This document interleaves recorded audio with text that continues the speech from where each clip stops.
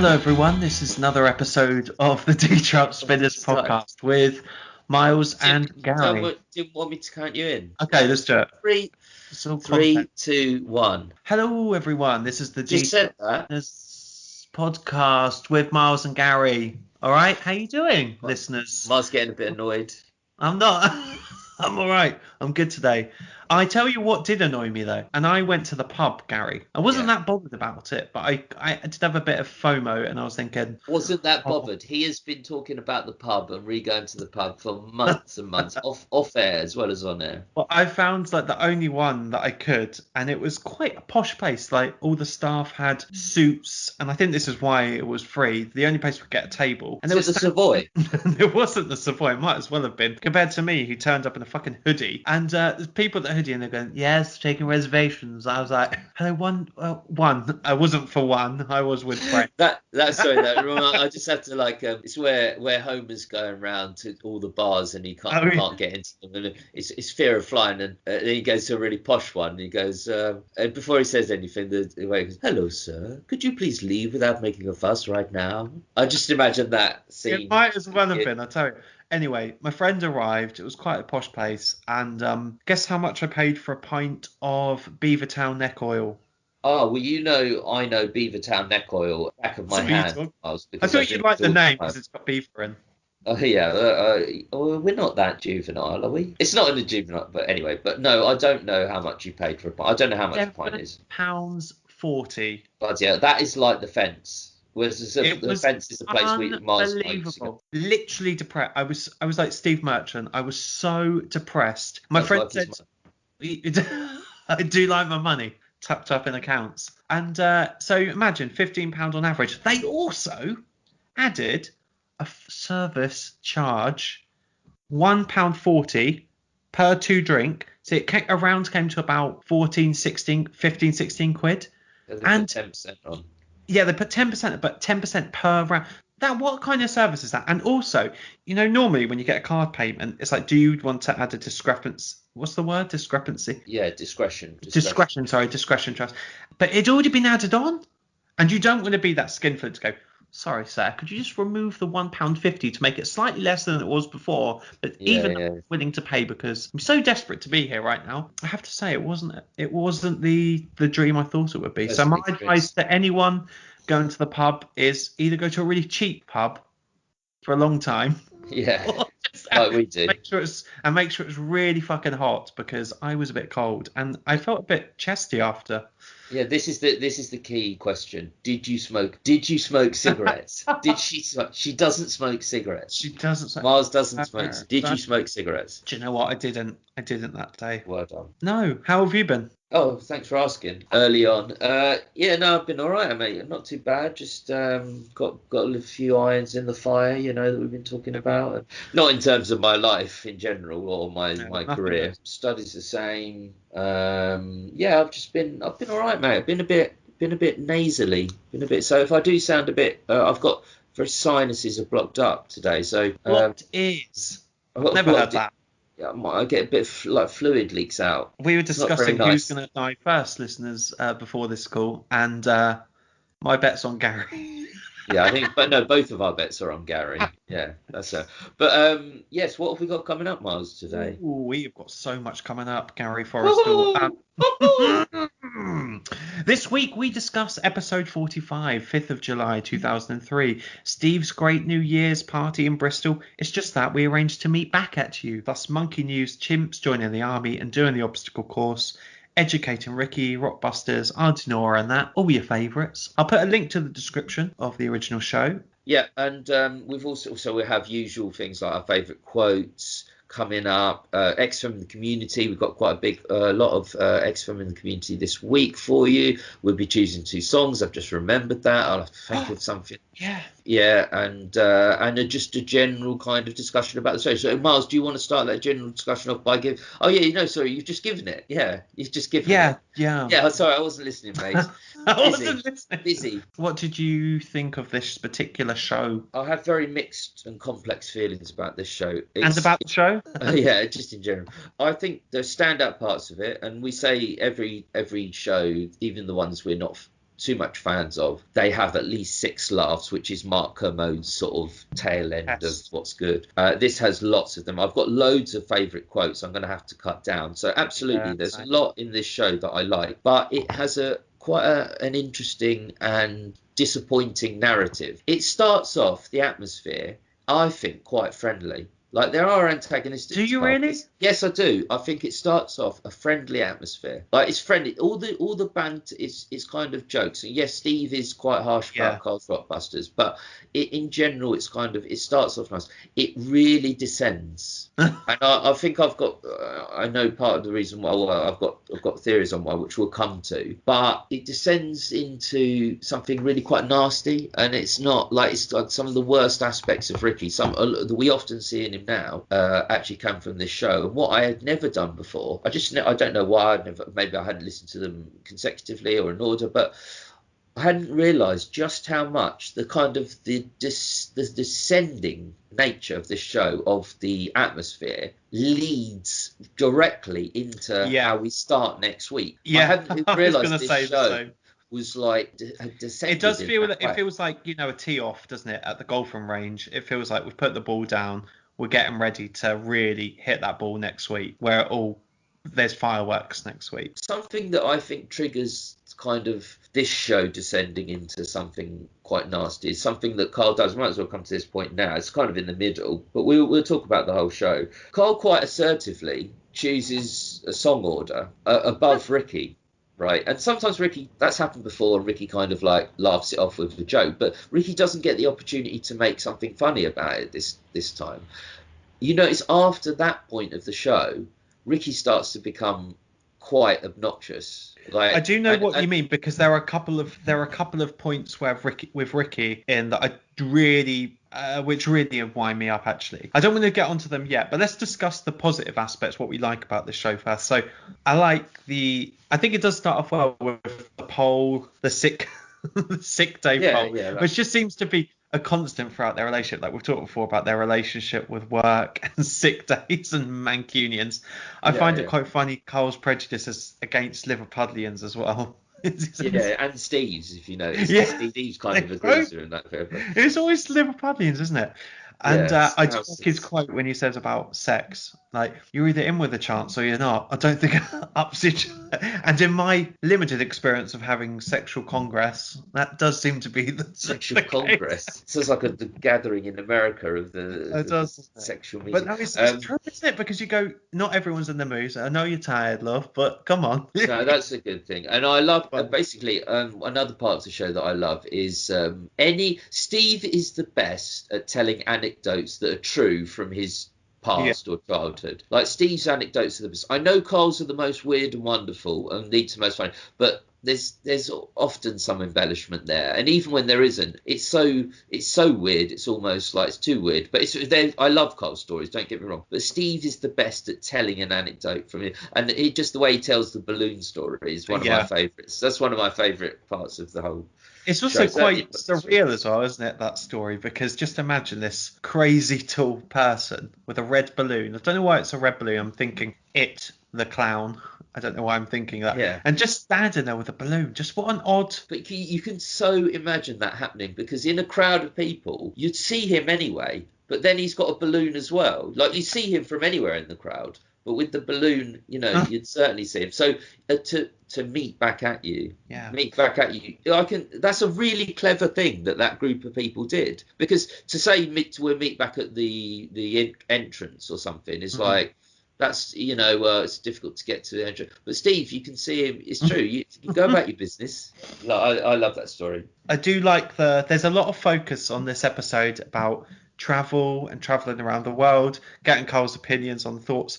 But before we get to that, it does wind me up, Ricky's comments about London. Carl's talking about how sick he is of living in London. Fair point. Yeah. I live in London, and loads of people who are sort of struggling in the industry, in creative industries, I think, or, you move here to make a difference in your life, usually a career one, but with aspirations of leading a better, career, make a career, right? And that's what Carl's done. And it's a fair point. And Ricky says, so exactly. So you've chosen to be somewhere that's better for you. And Carl's like, well, it's not better for me. I'm getting ill. He's like, well, you say that. I think is there a survey that can prove yeah. that? But Ricky, what he's saying, his point doesn't make sense because you can still live somewhere that you don't want to be, and it'd be bad for you. Yeah, but yeah. I don't. Out of all the things Ricky does this show, that's like one of the least bad things. I think it's just kind of he's making a good point. Like, Carl could leave, but he's just doing it in a very antagonistic way. He says I could leave to what? Well, exactly. So he chose to be so. But of course, yeah, Carl can leave, but he won't have the job, and you need the job to be in London. Jobs in London, so I have to be here. Yeah, but that's what Ricky's point is, that it's a better place because of that. It's still arguable. It's arguable, but anyway, I won't get stuck on that point. But yeah, it's kind of the beginning of the real antagonism in this show. But again, like, antagonism during the Ricky Gervais show can be great, can be so funny. But it's just this show, it goes too far. I mean, there's some great Carl versus Steve moments in this one, isn't there? There are some good ones, like the finishing work about 4:00. I suppose that's why I don't get tired or anything. It's rare. I love that. It's a rare example where Carl's not using Steve's appearance. He's kind of saying about his it doesn't descend into that. Okay, I love the cigarette advert stuff. I've always loved that. Do you like that? Yeah, I really like that. That's like, there's some bits I'm not a fan of that I think you are. Like, for example, Everest story is not interesting to me. I don't like it, but it's not that funny because it's too stupid, and you've got to Everest. Of course, he doesn't believe that. Anyway, the cigarette story. Yeah, she doesn't smoke cigarettes is one of my favourite. Like, she does like that. I can just so imagine that. They're very good, Ricky and Steve, at ad hoc kind of, because they weren't probably planning to talk about that, but to kind of dissect and take apart, a TV executive that's well-meaning but that doesn't know anything about the youth. Yeah. And sort of dissect their motives and things. So, do you remember the Charlie Says adverts? No, because they weren't on when I was a kid. They'd finished by that point. I do remember, right, there was 2 programs that I remember that were kind of public service announcements. There was one that was about a firefly, and he went through a forest or somewhere, and because he's got, like, his arse is on fire, he pays with a match, and the match sets alight. Oh, God, this is all from memory. I can't remember. And something burns down, but it's like a public service announcement about arson, service and all this stuff. And the other one, not a public service thing, but really made me shit myself, was Crime Watch. And I was even just thinking about that theme tune, literally, it terrified. Especially because of what happened to Jill Danders. I don't want to get down that road, but because she actually and then they did that they did her murder, her presenter of Crime Watch. She was murdered, and then they did her murder on the next Crime Watch. Very difficult for all of them to do. But yeah, it was not the most pleasant show, not supposed to be. But no, I don't remember Charlie Says, but I've seen the Charlie Says. It does, but the story follow up to that, which is Carl talking about putting a kid in a wardrobe. Yeah. And not telling the mother where he is until the mother screams just a little bit, which I thought was lovely. Teller wants the screaming start.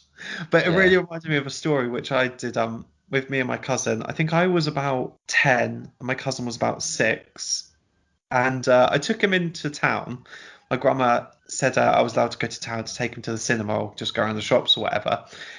And I took him around and it was all fine. She said, take my mobile phone though. And I was like, okay, cool. And on the way back, I said, right, we're going to play a little trick on Grandma. I said, you hide behind that car and I'm going to go to Grandma's door and I'm going to say that you're lost. And it'll be really, really funny. And that's terrible. And I'll say, can you pretend, just call me on this phone? And I said, just call me because then I can just hand it to Grandma. It'll be really funny. I get to the door and I go, Grandma, Joseph's missing. Where's he gone? And she's like, what? Where is he? Yeah. And then my phone goes and it goes, and I was like, I told her, pretend to cry. It'll be really funny. So carried it on. I was like, I'm outside the Odeon, or somewhere miles away. I was like, you gotta help me. And my grandma genuinely I can't believe you did that. It was honestly, she must have been about 75 or something then, closer to 80. I did feel like the worst person ever. That's terrible. He turned up around the car and I was like, oh mate. She still doesn't let me forget. Is that what you said to her? Oh mate. Oh, mate. Bad, isn't it? Just having a We used to do laugh. other things with him, like roll him up in a duvet and then just like put him at the edge of the bed, so it's like this little caterpillar at the edge of a bed. This wasn't a kitten. Well, you wouldn't even do it with a kitten. This is the thing. Maybe I am a psychopath. Well, actually, Find that later. Stay tuned, because I am going to give Mars a genuine bona fide psychopath test. There's about 7 or 8 questions, and we'll get to that soon, actually. Can I just say I'm not proud of that moment, and something I do feel shameful about. He doesn't. Just looking at his face, I don't think that's true. I don't think he's being honest there. Just seeing his face. Yeah, but that's kind of and there are a lot of funny quotes in this episode. It's not a good one. It descends too nastily. And actually, the psychopath bit that we're talking about now, we might as well come on to that. I actually skip that bit. I haven't listened to that for years and years. I skip exactly the same as you. Because it's so close to the end of the show, I often will just go on to the next show. Like, I don't even listen to the end bit. But obviously, for this, I did, and I've obviously heard it before. But it's just I can't. Why do you hate that bit so much? Let's get on to it. There's a genuine kind of nastiness that isn't linked to comedy or anything, and basically Ricky is someone that he takes the piss out of himself a lot. He's very self-deprecating, but never with knowledge. And this is something, it's a psychological test. So it's in the realm of sort of philosophy, where he sees himself, even at that early stage, certainly now, as a world leading expert. And Carl gives him the test, and Ricky hasn't heard of the test. Ricky doesn't know it. Instead of just answering and saying, well, I don't know what the answer is, Carl, he has to put down the test. And they've put down Carl, because he's like, oh, this must be stupid. It must be stupid because I haven't heard of it. If Ricky knew about that test, Ricky would have used that anecdote himself, done that test, but he just didn't know about it. And actually, I've looked into it before, and that is there's lots of ways you can tell someone's a psychopath, or lots of diagnostic ways. We're going to come on to one, but that is a genuine question that is used as part of the psychopathic test, or has been in the past. And because Ricky hadn't heard of it, he couldn't admit he hadn't. Like, Carl has heard of something psychological that Ricky hadn't heard of. He couldn't handle that, and he acted like a spoiled child. And actually, there's another point in the show where Carl just says, "Stop shouting," and Ricky's just shouting and shouting. That's before that. So by that point, by the point of the psychological test, Ricky is already on bad terms. The show's on bad terms, this show. And the psychological test just pushes it over the edge, and I don't listen to it. I just don't like listening to it. I don't know if you're listening, let us know. Do you listen to that bit? What do you think? I'll be interested to know what other people think of it. I don't listen to it either for exactly the same reasons. I'm glad you said that. And also, there's that line. He goes, "It's like one of those short little shitty things that you read. Why do you know that?" And he does that line, and just his voice changes into something really nasty. And he's scared. He's a scared man, because he genuinely fears looking like there's something that Carl knows that isn't about weird horse in a house or weird people with weird heads. So something that Carl actually knows that is a psychological thing within the realms of what Ricky wants to be an expert in, that Ricky didn't know, and he didn't know the answer. He's genuinely scared. I think he's sort of fearful, and it really comes across in his horribleness, kind of. I don't like it. But do you want to do this? Yeah, let's do the test. So basically, this quiz is designed to help give you some idea about whether or not you may be a psychopath or a sociopath, or have psychopathic tendencies. So answer these as honestly as you can. I'll try. So honesty is not my best strong suit. I know, mate. That's why I'm making sure you do on this occasion. So the options always the same. Always the same. These options. Not me. This describes me somewhat. This is definitely not me. Okay. Now, don't just pick the answers you think will make sure you're definitely not a psychopath, because you're so desperate to be loved, which we know you are. Okay, but no, just be honest. Okay, go. Most would describe me as charming and nonchalant. I can turn my charm on and off like a faucet. I think I can be charming, but I don't think people would say that about me. Do you think you can be nonchalant? It means kind of relaxed and lackadaisical, doesn't it? Sort of, yeah. So you don't think this describes me somewhat then? So most would describe me like. So how would other people describe you as? So you don't think people describe me as charming and nonchalant? No. You bloody would. If this wasn't a psychological test, and I was asking, you bloody would. But you just, I just don't know think that that that's at all. going to give. Okay, fair enough. I know Okay, you wouldn't say that. My mum wouldn't say that. I know. Okay, right. So this one, be honest. I do what I want when I want, the moment the impulse strikes me, regardless of what others want. Yeah, this is me. This Sorry. describes me somewhat. That's okay. So it's not definitely me. If something goes wrong or turns out badly, it's not my fault. I'd say this is not me. Not me, or definitely not me, but not me. Not me, yeah. Okay. Okay. I've gotten into legal or criminal trouble as an adult, not just a speeding or parking ticket. Well, I don't drive. I haven't. No, but forget that they're saying not. I that. know what they're saying. No, I haven't had any So legal trouble. that's definitely not you, isn't it? Definitely not. Let's go for definitely not. I am easily the best at what I do, bar none. Nobody could ever take my place. But no, definitely not me. Definitely not. Oh, come on. I don't think you do. Look, okay. I don't think I'm good at anything, so okay. I do whatever I feel like doing and don't care what others think, or even if it's illegal. This is me somewhat.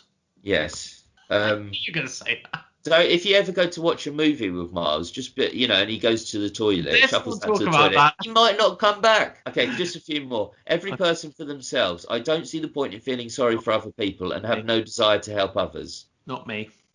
Just not you, or definitely not you? Definitely not me. I've gotten into legal or criminal trouble when I was a teenager. Why is all this trouble about legal stuff? I don't know. No, you did get into legal, because we had it on the show.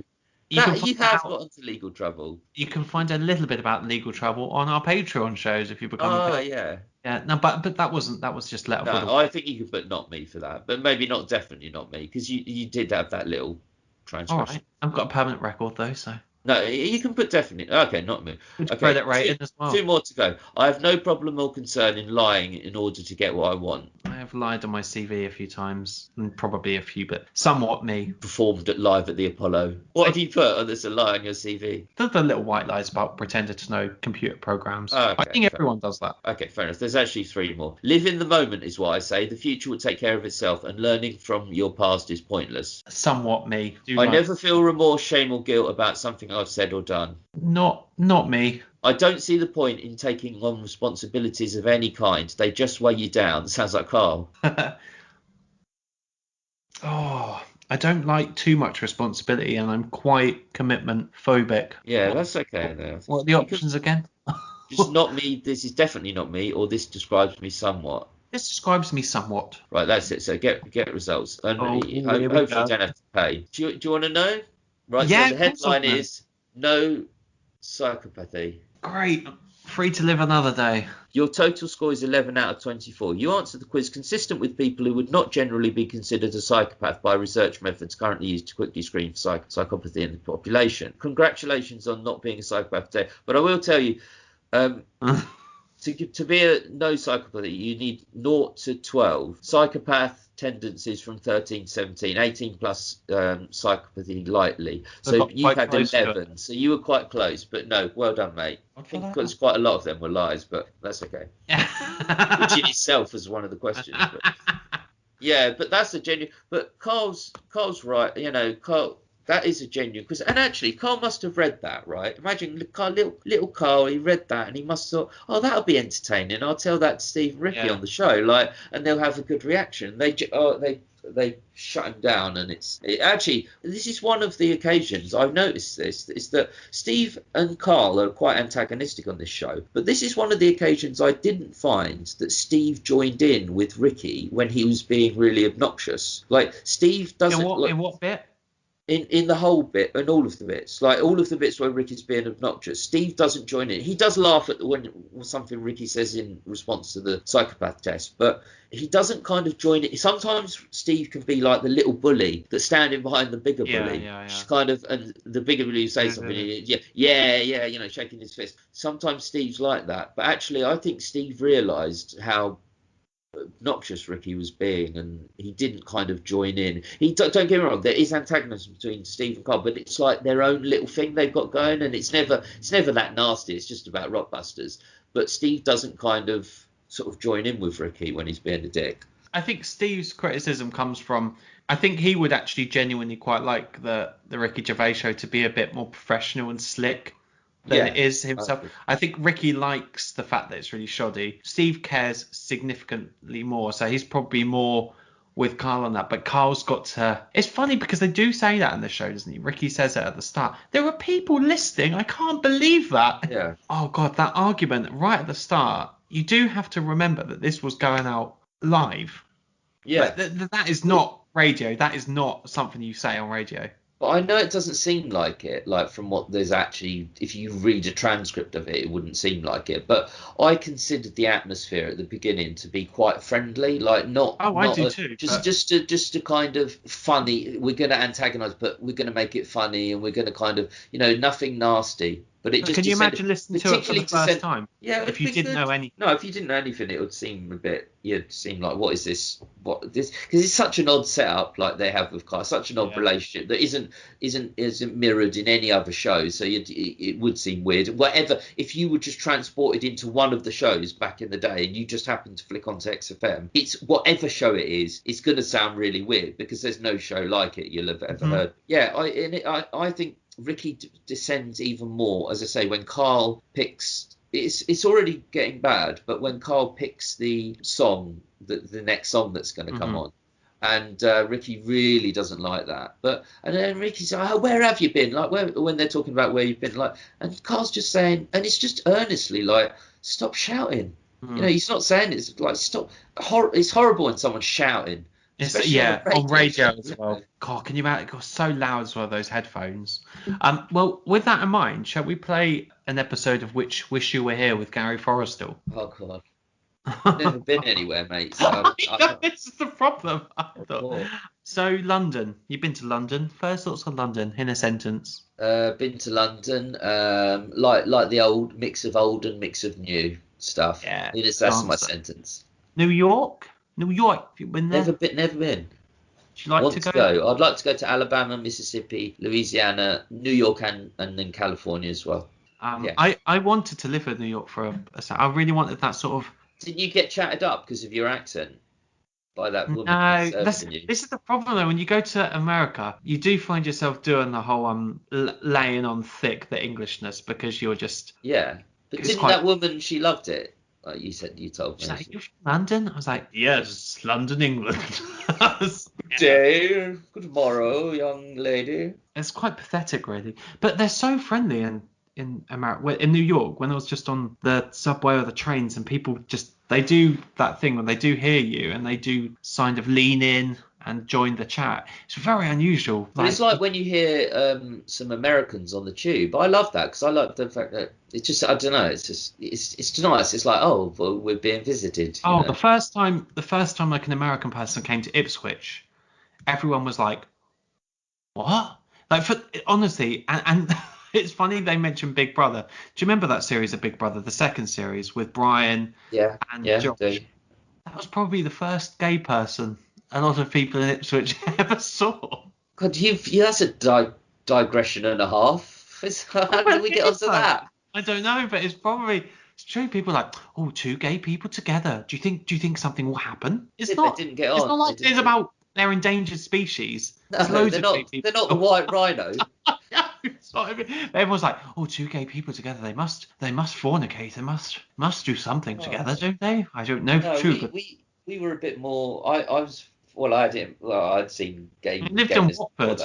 Yeah, Watford isn't the most progressive, but it's not too bad. That's why I moved to Brighton as soon as I could, mate. Do you know what I mean? Love them. Yeah. Sorry, is this Wish You Were Here with Mars or Wish You Were Here with Gary? Yeah, carry on. Paris. Never been. Why haven't you been to Paris? I love Paris. I've been to France, but on a day trip. Where did you go to France? Aquarium. A day? What a day? In Calais. Right by the port. So on the way actually, back. it wasn't. We went through the tunnel. Now I'm thinking about it. So it's somewhere right in the north. An aquarium, even though there's strictly that is underwater. It is. No, we went to Natural Aquarium. It was one of the worst trips I've ever been on. Just stressful. I just didn't like it. Hated it. Not travel though, are you? Had a Anyway. crap. No, I love to tell you the place. You might be getting to it, but Berlin's my favourite city. Yeah, you like Berlin. And when I went to Paris, I thought Paris was beautiful. I love it so much. And I like that. I'm watching Call My Agent at the moment on Netflix. So in this stage where we're kind of all tucked up in our little houses, because I'm still a little bit wary of the outside world. But it's so nice to have a bit of a chic in your life. And Call My Agent kind of fulfills all those categories for me. It's very cool and stylish. But I remember I saw a bloke get his knob out just on the corner in Paris. Just knob out. Just knob out. It's literally his knob out. It's like, when Carl says opens her legs, there's no knickers on. That's I love that. And also I looked over the river of one of the bridges, and there was just a dead dog, stone cold dead dog, just floating down the river, and I was like, oh. In Paris? Yeah, it's just a bit scary. It's not nice thing to see. That's a bit weird. I mean, you should get some shit floating in the Thames, it's not. It's not a dead dog though, is it? Greece? We've been to Greece? I've been to Cyprus. That's as close as Greece. It's Greek owned. Oh, Greek owned. And did you like Cyprus or? Yeah, I went to the Greek bit, not the Turkish bit, because there is a Turkish aquarium. I went to the aquarium. Yeah, it's a little. No, we just the hotel really smelled because they were doing some works on them behind them, so it wasn't the most pleasant place. But I'll tell you, that is where I went. And I know this won't mean anything to this little bit, but actually Paul Scholes and Ryan Giggs did it, because there's a little sign saying Paul Scholes and Ryan Giggs did this here. I went parasailing. Did you? We go out on the back of a boat. We all did it on the boat. And you're sort of sailing, and I was terrified. And the worst bit about it was, a bit weird I didn't like, is that they gently lower you down. Obviously, they lower you down into water. They can't lower you down to the boat, and then you swim. But I hadn't been in the sea, and basically the toilet paper, just to direct, the toilet paper in Cyprus was like sandpaper, right? So as soon as I hit the sea, I got so much pain around my anus. Okay. I don't want to say sorry, listeners, but I got so much pain, and I didn't like the experience. I was scared being up in the air. I don't like danger. 14, 15. Yeah. We're not scared of parasailing. Turkey. Have you been to Turkey? Well, no, as I said, but Cyprus is sort of Scotland. You like Scotland? Yeah, I love Scotland. Love Inverness. Bristol. Yeah, I've been to Bristol. I like Bristol. If I didn't, I'd like to live there for a bit. If I did live in Brighton, I'd probably live in Bristol. Yeah, good. And Bath. Yeah, I've been to Bath. Have you been to Sally Lunn's bun shop? I think that was the most memorable thing about it. It was really cold. It was in January when I went. Right. Don't go in January. It's bloody freezing. And go to a spa instead, sit outside smoking, having an argument. That's literally what we did.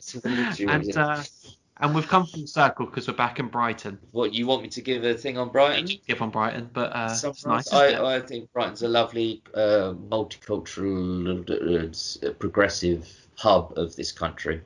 I would agree with that, and that's why I lived there for a bit. Really, that was wish you were there with Miles, the whole section. But I don't mind, because I haven't been to any of the places. You could have picked Tenerife. Hull. Hull. How did you get to there? Yeah, so I think what we'll do is have a little break, and then we'll go. So that was our general discussion about the show. Do let us know your thoughts on the show as well, and then we'll have some favourite quotes when we come back. Sounds great. I'll see you there.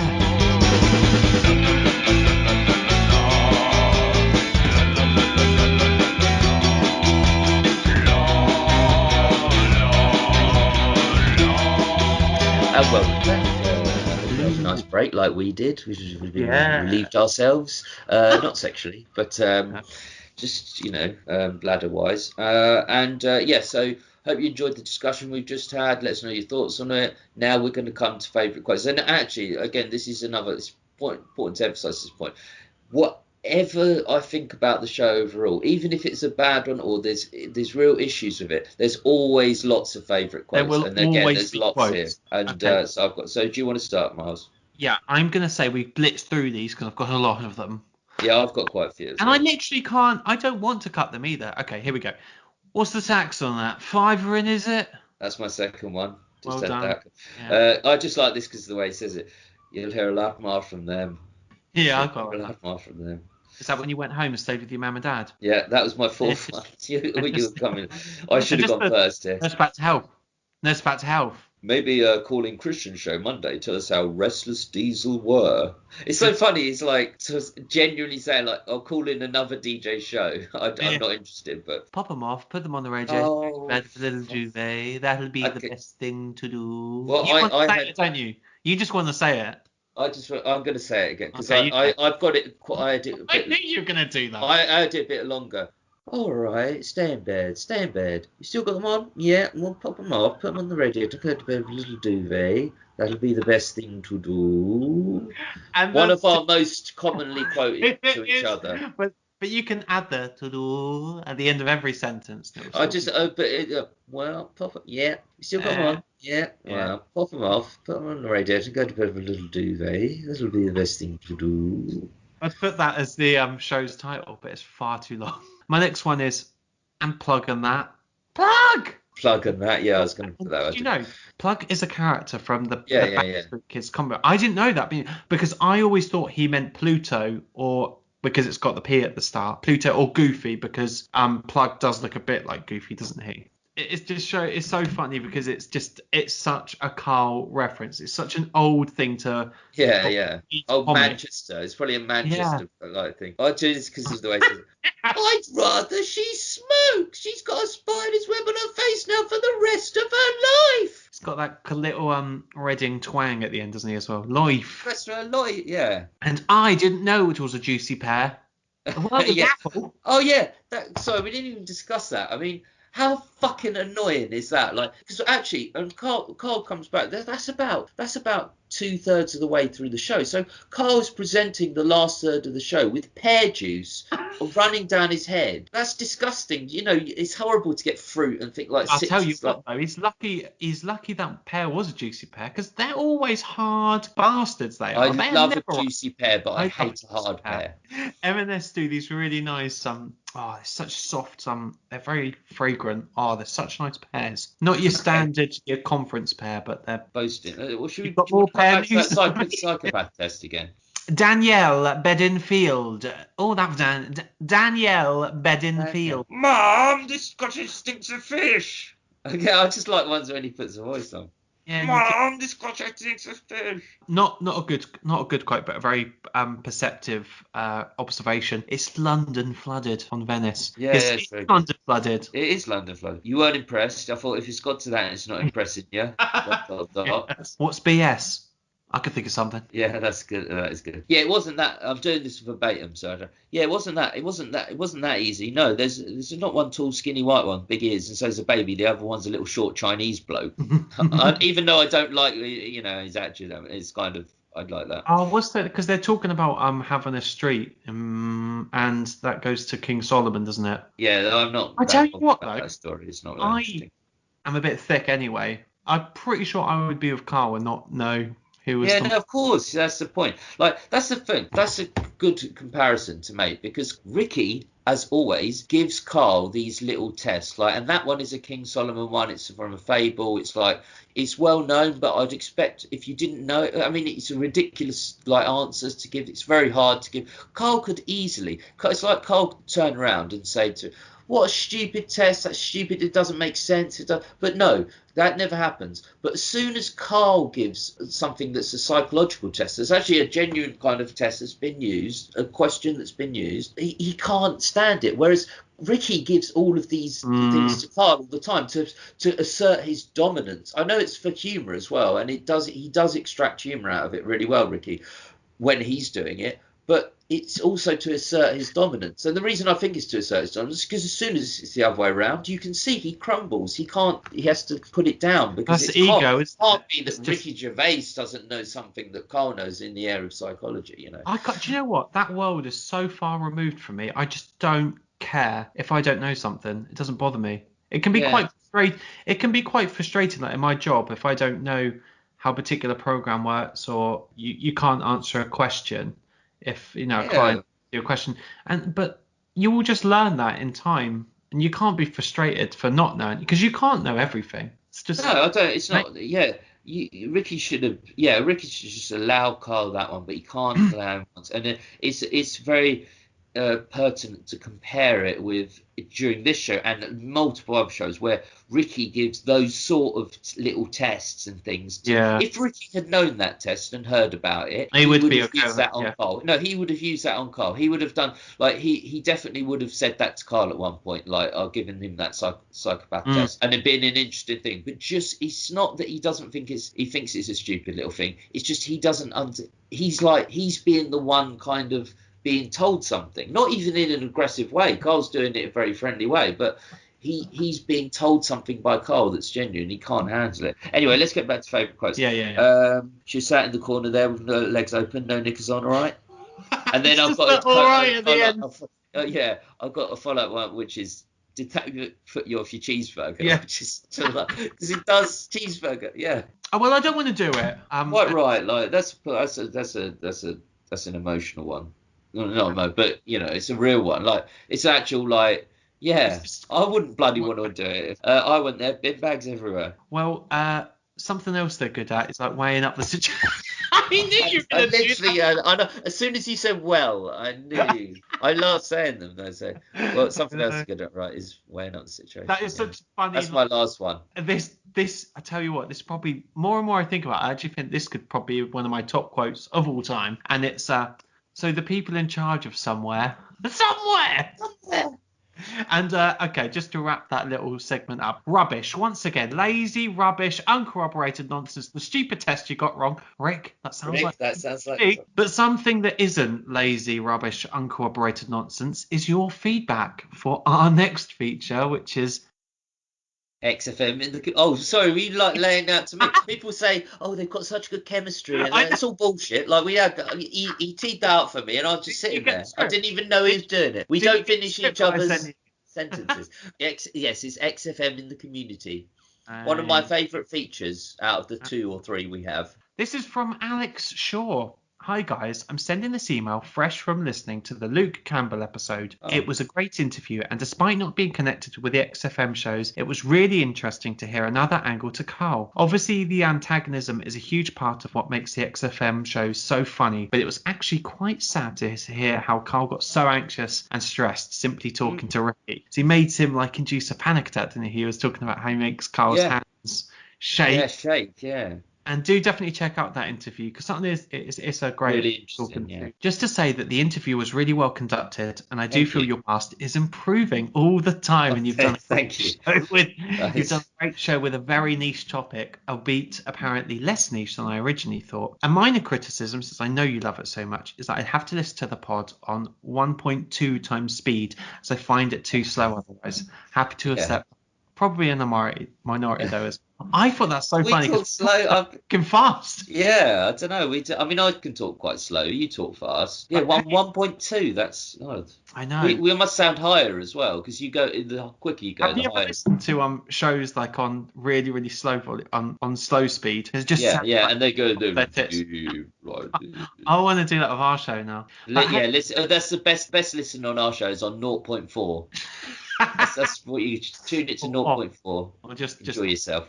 Thank you, Alex. Thank you very much, Alex, for that. I appreciate it.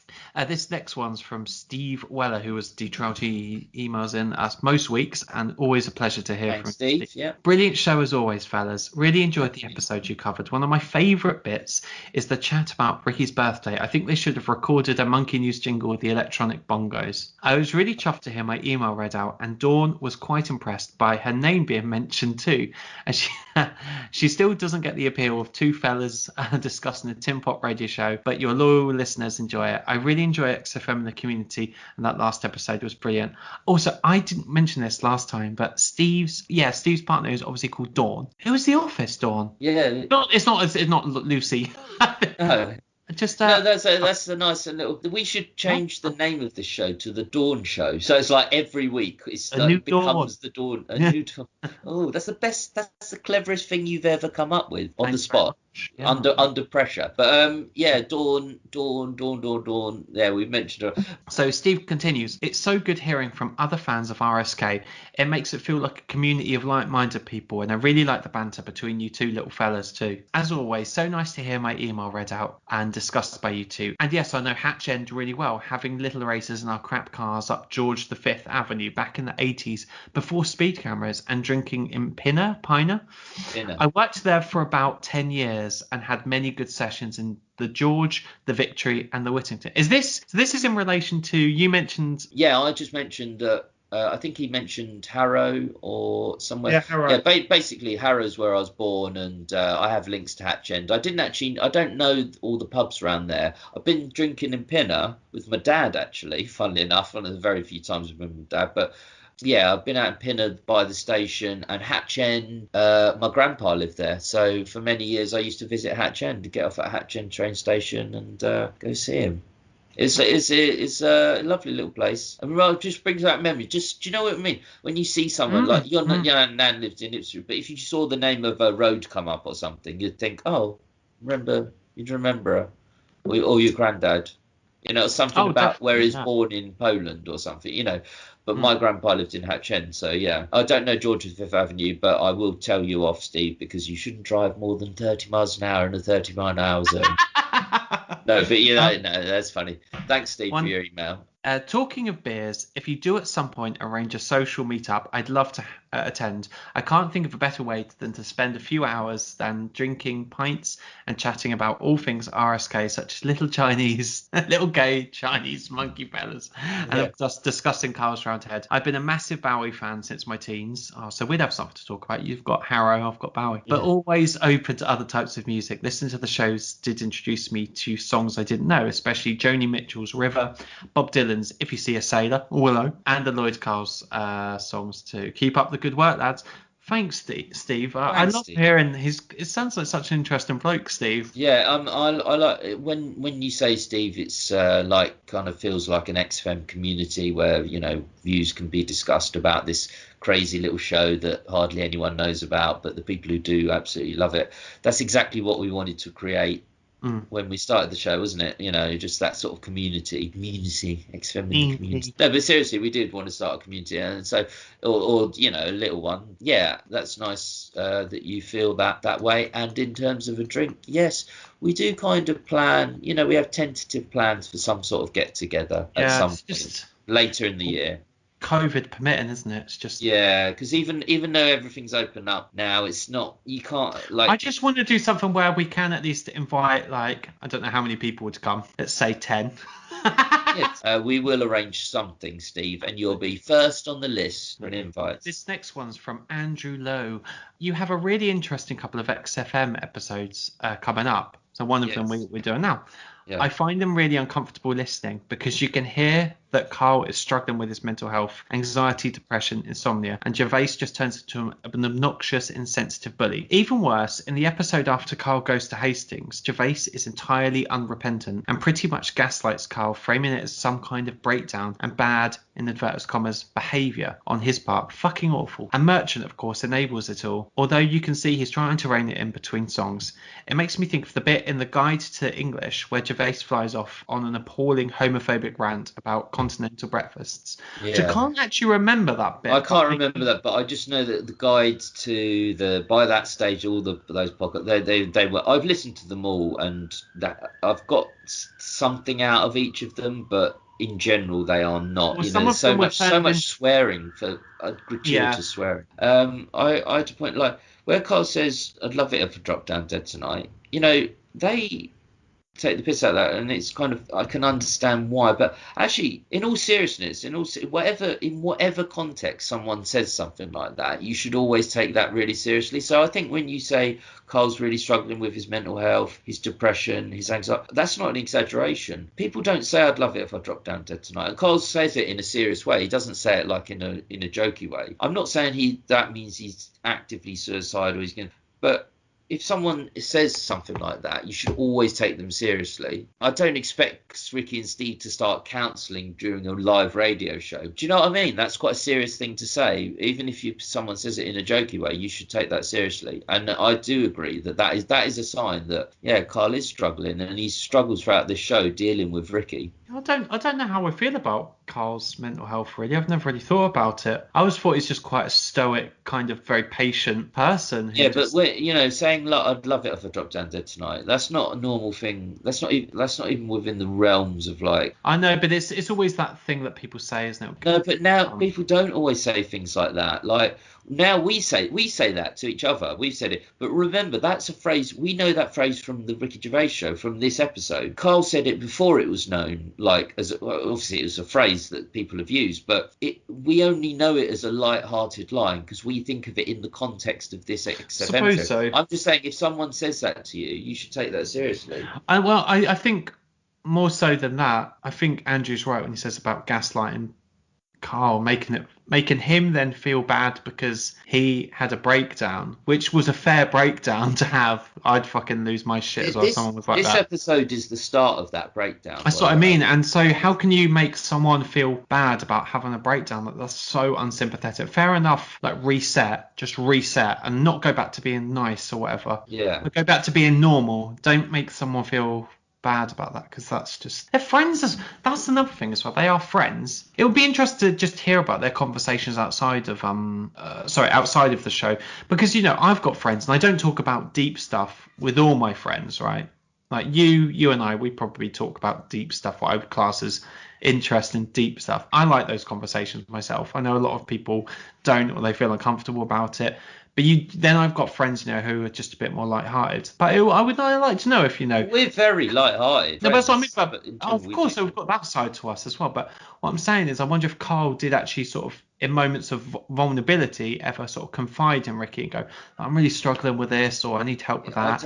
And how Ricky's reaction would be like, "I just can't. I don't think that would happen." Or fair, yeah. Well, I don't know. I mean, it's just he certainly does gaslight him in those episodes, and those episodes will be coming up in the following, 2 or 3 weeks. So do stay tuned for them, particularly next week's, which will be the infamous episode. It'll be a long episode, which I do like, but a lot of listeners have commented to us about that episode, in the build up to it, saying they can't listen to it, and it's really, so I totally get that point of view. But yeah, it's more than I ever realised. Like, this show is how we get from point A to point B to the end point of this show. That journey is the beginning of the journey that sets up the scene for the next episode. Mm-hmm. How they are by the end of this show, you can totally see how it descended into what it did next episode. So that would be interesting to hear anyway. But yeah, I do agree generally with your thoughts. Good thoughts. And be sure to stay tuned in the next couple of weeks. And 2 more. We've got Tom Nevitt. Just a quick message to let you know how much I'm enjoying the show. You have a great time, and I really enjoy listening to the shows whilst doing daily tasks, just like I've done with the XFM shows since my uni days in 2006. I used to listen to the shows via a tin pot homemade website, which I've long since forgotten the name of. It's amazing to learn that there is an entire community of people who still listen to these shows regularly. And if you do ever find that website, Tom, do swing it over. And so from one Tom to another, this is our last XFM in the community of today. It's from Tom Shepherd. Hi guys, I love your podcast. I started listening last year during lockdown, and it's great that others think so deeply about a shoddy show on a tin pot radio station with little preparation. Yeah. Here are my thoughts. Ignoring the supposed intellectual gap, Carl and Ricky connected so well. You can see Steve being pushed out a little. Did Carl really just read the headline for his stories, or did he just read the headline and act dumb? I think and hope it is the former, but Carl is more clever than he gets more credit for. It's the latter. But I know what you mean. You'd hope it's the former, isn't it? You'd like him. We all enter that world. What we need to do when we listen to the show is suspend our disbelief. Like when you're watching a film, it's not real, but you buy into that world for a bit. Of course, Carl doesn't think it's. There are certain things, and particularly in Series 1, a lot of things he said, he does believe, and their stories are tinged with truth. But once it gets to the ridiculous stuff on Monkey News and he doesn't believe it. But we all enter the world. I enter the world too, where he believes it. You kind of just suspend your disbelief, and you can enjoy it. But of course, Carl sees the headline, and if that's what your point was, Tom, I think that's what you meant, that Carl doesn't believe these stories that are ridiculous. But like, he'll probably believe in the baby that had a baby, but not in the way that he describes it. He knows that's not true, but he probably, do you know what I mean? He believes he's far closer to believing things that are real than he acts on the show. But I love the fact he doesn't act like that in the show. I just think it's funny. What you can't see, listeners, is Gary's got an enormous beard. And as he was making that last point, he came in so quickly. He was like, "It's the former," and he's rubbing his beard like a fucking gander, like he's making an intellectual. That. And he's going, "It's the former." Mm-hmm, no, mm-hmm. I know what you mean, but it's just so cool. You're going, yeah. The thing is. Listen, I rub my beard anyway because it's very therapeutic. I'd advise you growing one. Anyone listening, Francis, Daisy, grow a beard.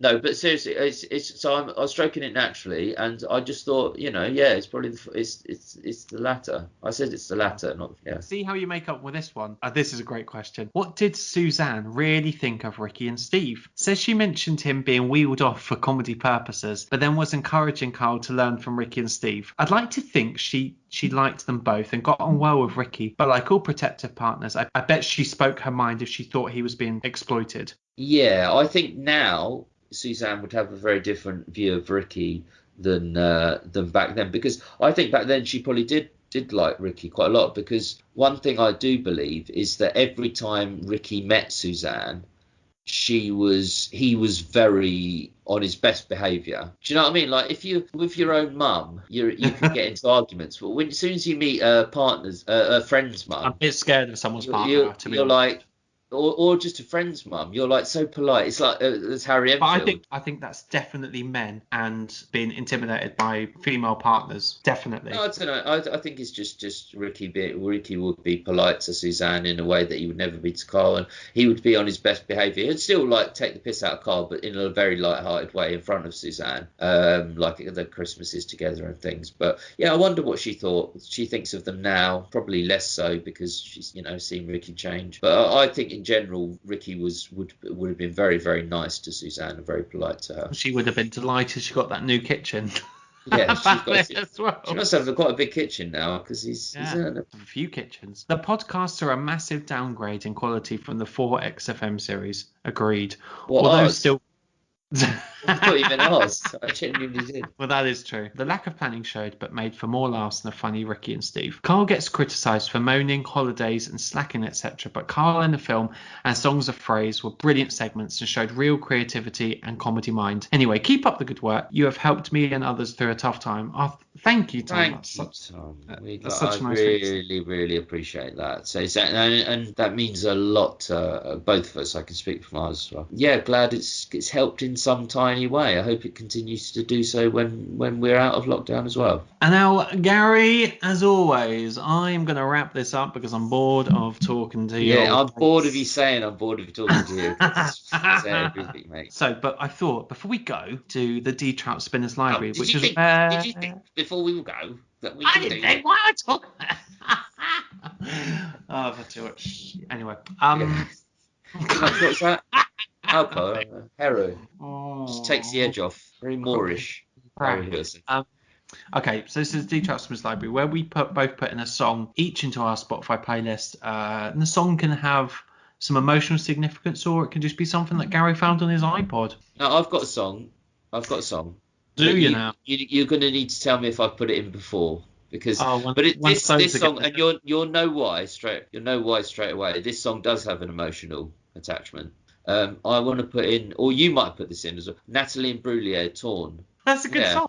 Yeah, you know why I put that in.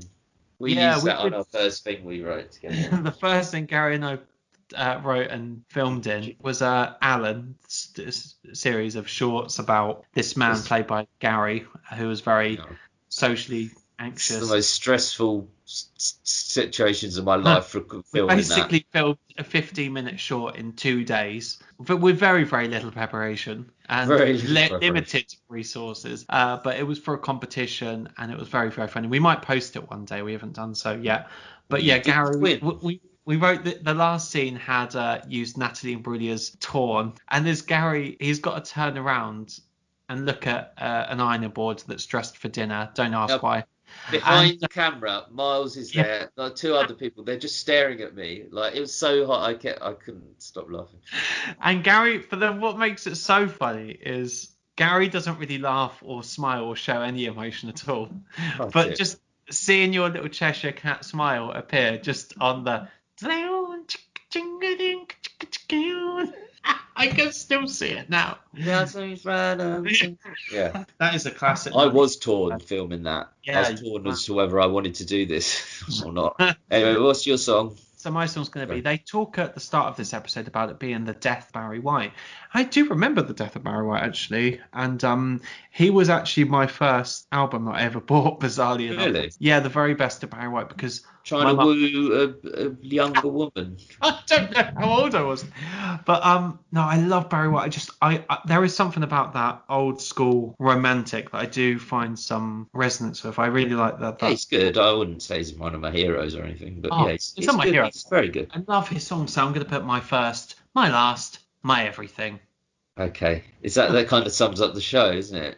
I don't know why. My first, my last, my everything. Get over it. Well, anyway, it's been fun today, isn't it? What have we learned? It's been long. We've learned. I'm not going to summarise it, but we've had quite sort of different thoughts about this episode as to what we've had in other episodes. So it'd be interesting to see what you guys think of it. Let us know. spinnerspodcast@gmail.com and @spinnerspodcast. Yeah, I did it right. Wow. And Mars' Instagram, whatever. You can list that. 01273. Yeah. Call my home phone. And we'll see you next week. Thanks for listening.